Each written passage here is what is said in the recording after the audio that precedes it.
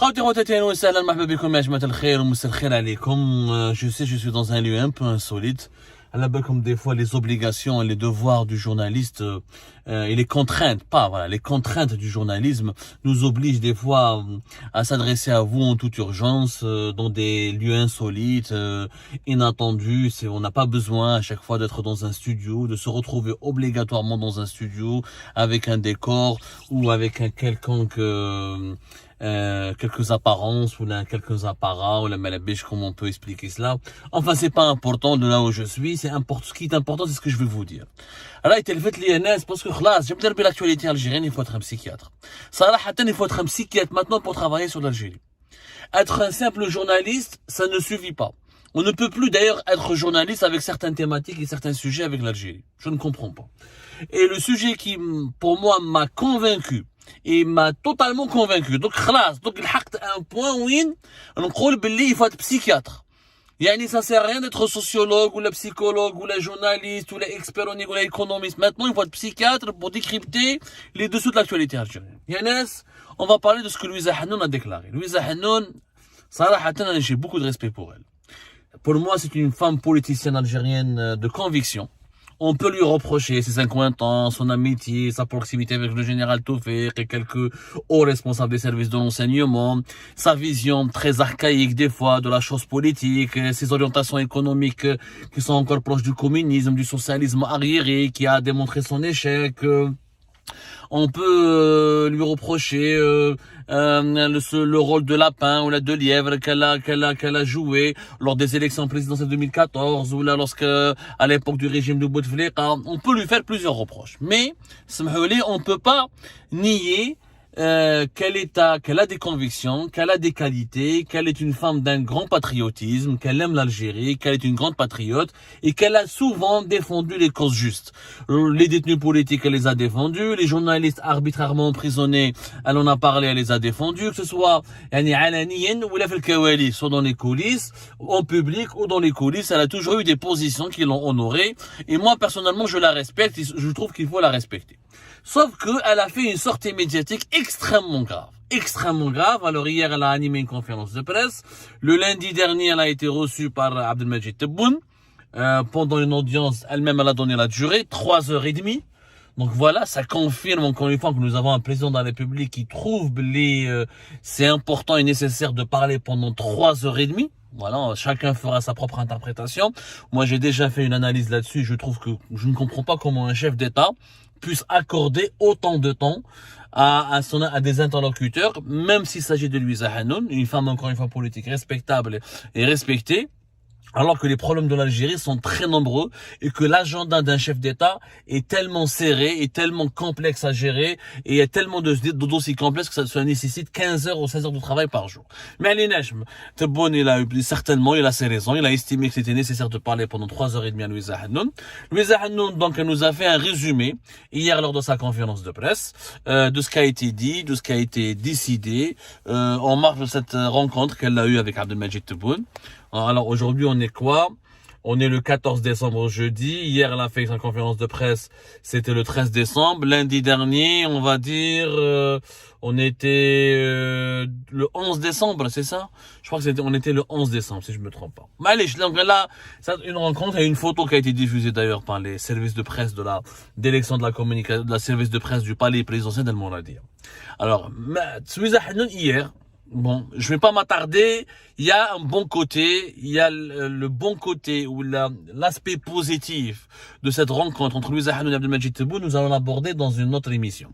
Ce qu'elle a dit sur le détenu politique, sur les mesures d'apaisement, sur les élections présidentielles de 2024. Elle a dit des choses très intéressantes, rassurantes et j'espère que ce qu'elle a dit est vrai.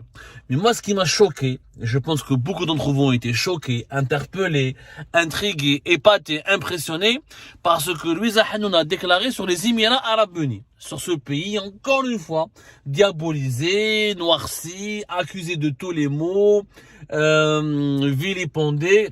Et Louisa Hanoun est parti encore plus loin. Alors, on en a parlé avant-hier de cet article de la radio algérienne qui accuse les Émirats Arabes Unis d'avoir débloqué un budget de 15 millions de dollars pour financer au Maroc et pour permettre aux Marocains d'orchestrer ou là, de lancer ou là, de financer une campagne médiatique sur les réseaux sociaux et sur les médias hostiles à l'Algérie afin de saper les relations de l'Algérie avec ses voisins de l'Afrique subsaharienne, notamment le Mali et le Niger, de l'Afrique sahélienne. C'était la radio, donc c'était la voix officielle de l'État algérien.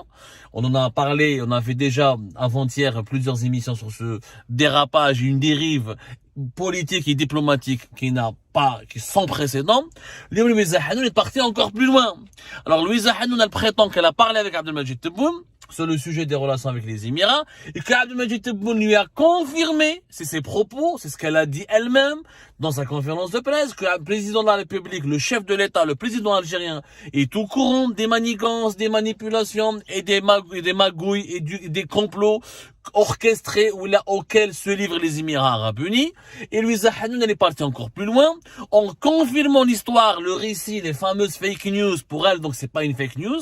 Fin juin 2023, où Nahar avait rapporté que les services de sécurité en Algérie auraient arrêté ou interpellé 4 espions qui travaillent avec l'ambassade des Émirats Arabes Unis à Alger et que cela avait provoqué l'expulsion de l'ambassadeur émiraté à Alger, démenti officiel à l'époque du ministère algérien des Affaires étrangères, qui a démenti catégoriquement cette information et qui avait tenu à préciser dans un communiqué l'attachement de l'Algérie aux bonnes relations fraternelles et bilatérales avec les Émirats Arabes Unis. Louisa Hanoun, maintenant, elle nous sort une autre information. Quand la conférence de presse Billy, non, ils étaient plus que 4 espions et elle était certaine de cette information et elle a dit qu'il y avait beaucoup d'espions émiratis, que les Émiratis utilisent des investissements économiques et des participations financières en Algérie pour placer des espions au sein des institutions les plus sensibles et les plus délicates de l'Algérie. C'est des accusations extrêmement graves. On parle d'une femme politique qui a dirigé ou qui dirige encore, même de façon honorifique et pas de façon opérationnelle. Elle reste la leader emblématique du Parti des travailleurs algériens, l'un des partis politiques qui a marqué la vie politique algérienne durant ces 30 voire 40 dernières années, plus que 30 ans, candidate aux élections présidentielles à maintes reprises, poids lourd de la vie politique en Algérie, une femme qui a ses connexions, qui a sa proximité, qui a ses contacts permanents et réguliers au sein du régime algérien et qui vient d'être accueillie à bras ouverts lors d'une audience officielle qui lui a été accordée par le président de la République et qui dit et qui cite elle-même et qui confirme qu'Abdelmajid Tebboune est tout courant et donc qui confirme qu'il y a des magouilles, des complots et des manœuvres hostiles très dangereuses de la part des Émirats Arabes Unis contre l'Algérie. Si après ça, l'Algérie ne va pas rompre ses relations avec les Émirats Arabes Unis, c'est que l'État algérien n'a plus de dignité, n'a plus de crédibilité. C'est ce que dit Louisa Hanoun est vrai. Qu'est-ce qu'on attend pour rompre les relations diplomatiques avec les Émirats? Pourquoi l'ambassadeur d'Algérie est à Abu Dhabi? Que fait l'ambassadeur émirati à Alger? Parce que Louisa Hanoun ne me فهمتش حاجة qui relève de la psychiatrie. Quand ils font de l'espionnage, ils veulent entraîner l'Algérie dans une guerre contre le Maroc, c'est eux qui financent et qui appuient le déploiement de lobbies israéliens en Libye, en Tunisie, en Mauritanie.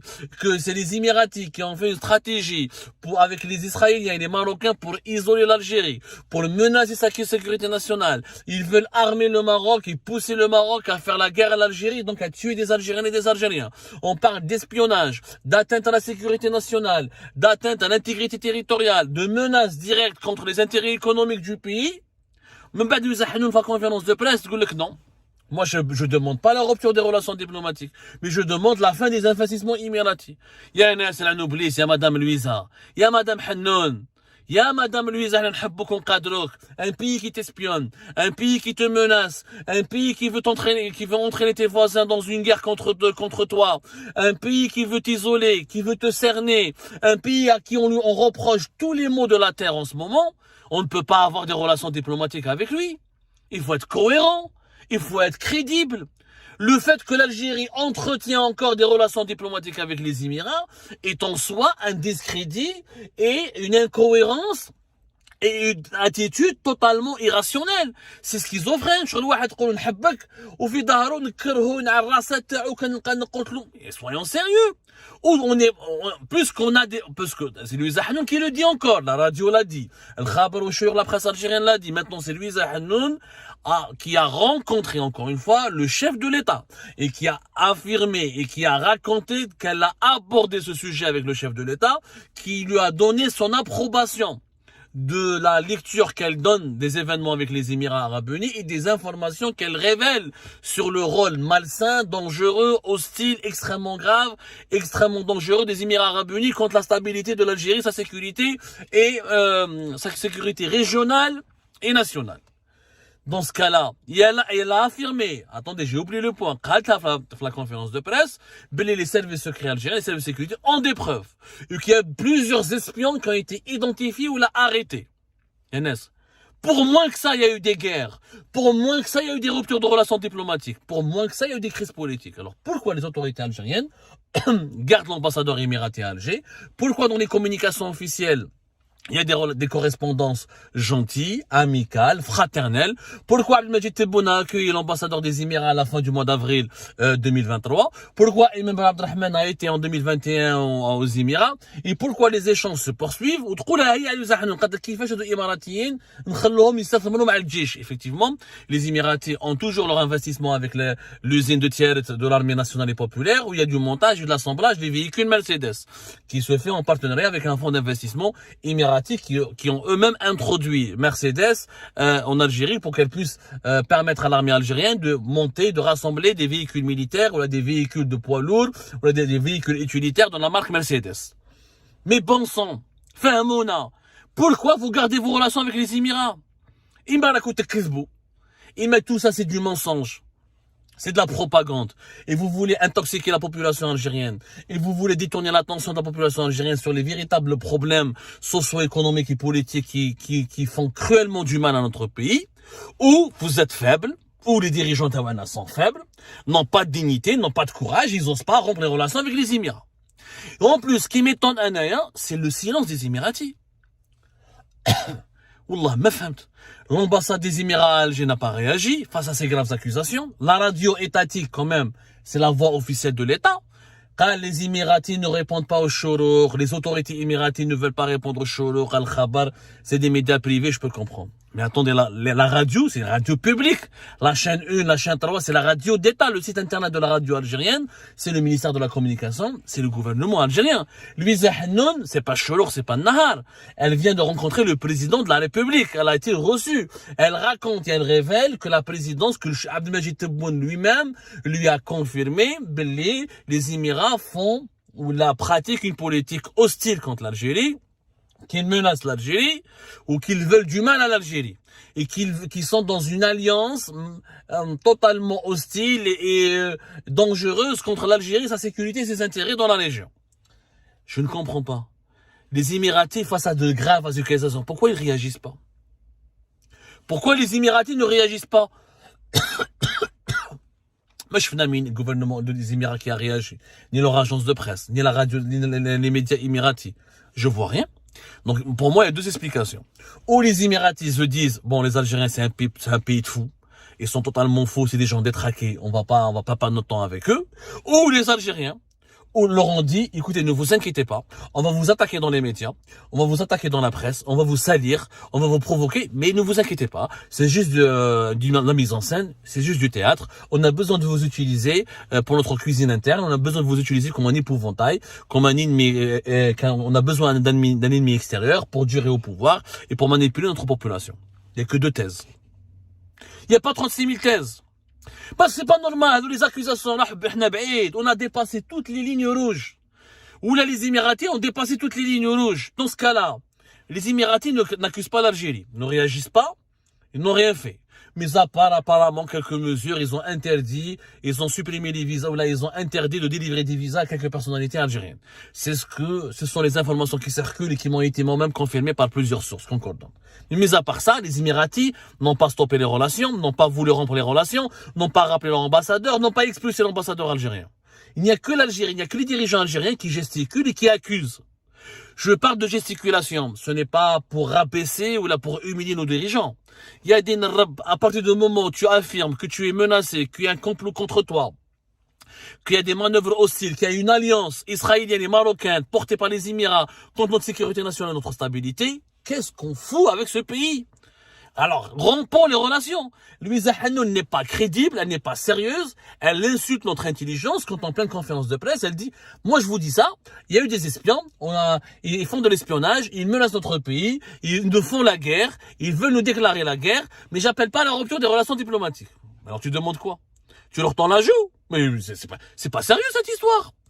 Ou vous nous montez, ou vous foutez de notre gueule, ou vous êtes en train de nous manipuler pour un couscous, pour un couscous politique où il y a plein de manipulations afin de nous détourner l'attention, ou c'est pas crédible.